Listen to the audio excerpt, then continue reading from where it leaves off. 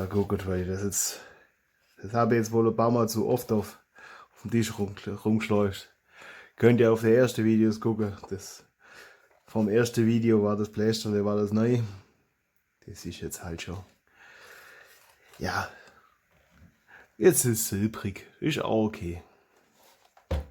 Aber das ist eine coole Modifikation. Also da Respekt an den, der das da entwickelt hat. Und auch YouTube-Video dazu gemacht und Anleitung und alles. Das ist jetzt bloß, dass ich da so lange rumdoktert habe, ist halt, weil ich das da nicht wegschneiden wollte. Und dann habe ich gedacht, ja, komm, ich schneide lieber die Pfeile halbe, wie dass ich das wegmache. Und dann, ja, war das jetzt halt ein bisschen der Aufwand.